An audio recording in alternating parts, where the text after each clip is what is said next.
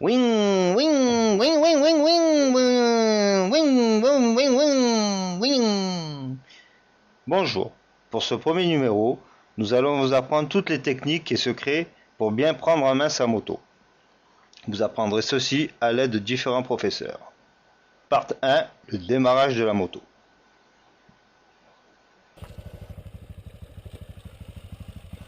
Tout d'abord, nous déployons le kick. Ensuite, nous cherchons le point de compression.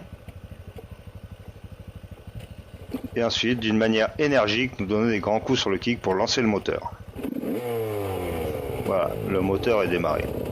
Maintenant, le démarreur électrique. Il suffit juste d'appuyer sur le bouton et le moteur démarre. Ne pas oublier de faire un petit signe de la main pour dire ma moto est bien démarrée.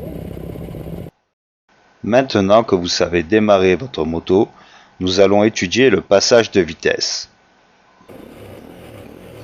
Tout d'abord, vous embrayez, vous passez une vitesse.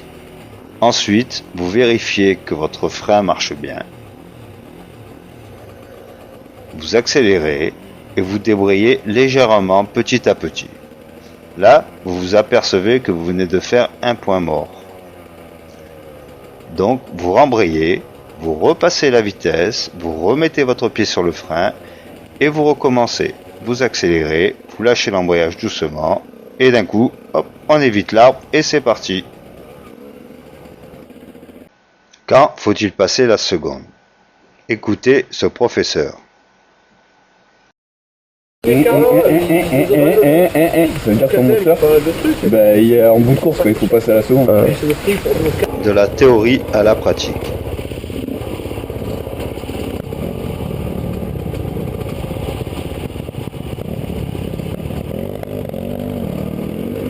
Démarrage en première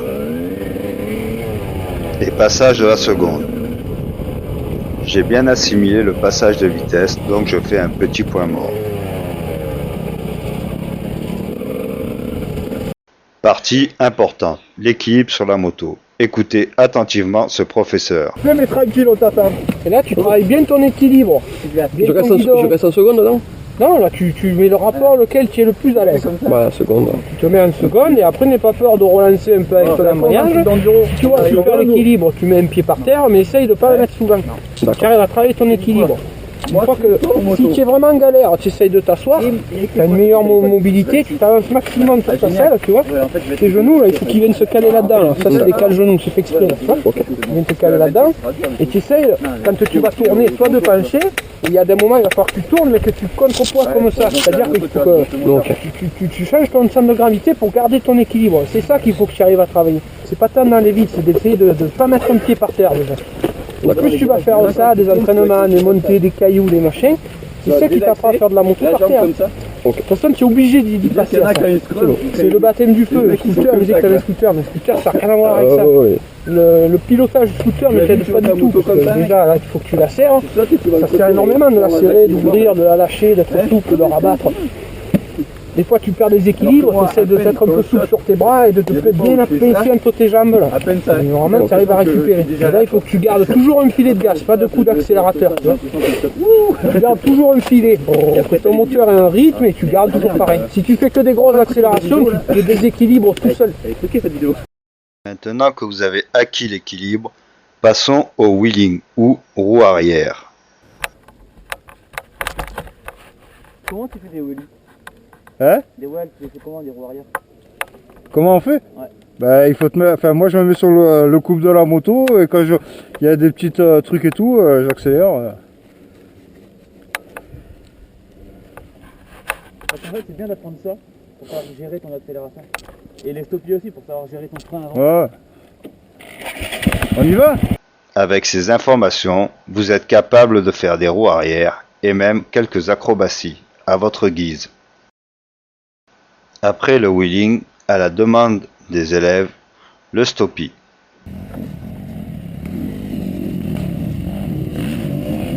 Ne pas oublier de regarder l'objectif en criant « Hey, stoppie !» ce qui rend la figure encore plus spectaculaire. Pour cette partie saut et amorti ou scrub, nous avons fait appel à deux professeurs. Ceci est un scrub, ceci est un saut. En exécutant un scrub, votre saut est amorti. Vous sautez moins haut et moins loin, mais vous gagnez du temps. En exécutant un saut sans amorti, vous allez beaucoup plus haut et beaucoup plus loin, mais vous perdez du temps.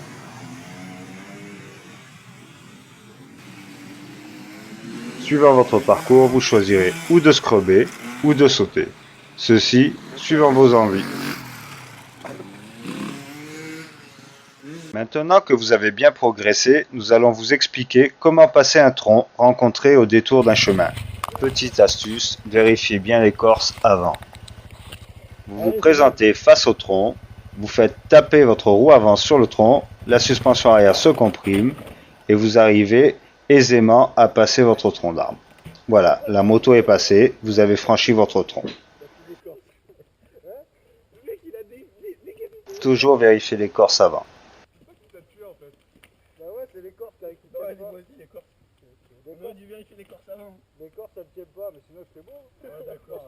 Je vais vous expliquer comment passer un pierrier. Pour ma part, je le passe à 80 km/h. La vidéo n'est ni truquée ni accélérée.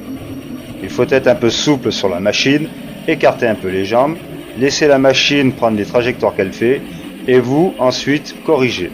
Il suffit ensuite d'ouvrir la poignée des gaz en grand pour arriver à une vitesse de 80 km/h.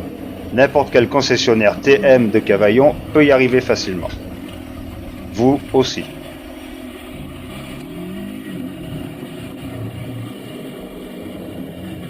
Il existe deux techniques pour faire une montée. La première étant debout sur les cale-pieds, on met plein gaz en bas de la pente et on monte jusqu'en haut. Deuxième technique, il faut se regrouper, se mettre en file indienne et démarrer la montée plein gaz. Si le premier reste bloqué dans la montée, le deuxième le catapulte et ainsi de suite jusqu'au dernier. Le dernier étant la position la plus dure car il n'y aura personne pour catapulter si vous restez bloqué dans la pente. Petit truc, ne jamais être le dernier. La descente. Exceptionnellement, il n'y aura pas de vidéo. Car n'importe quelle technique employée, dès le moment où vous aurez commencé votre descente, vous serez obligé d'aller jusqu'en bas. Dernière partie, comment s'arrêter. Il existe 3 méthodes pour s'arrêter. La première étant de freiner, embrayer et arrêter son moteur. Deuxième technique dite de houlane. Pour finir, la technique dite de gorer.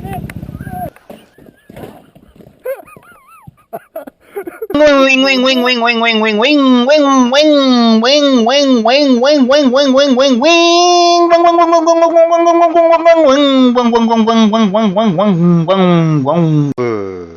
une bougie.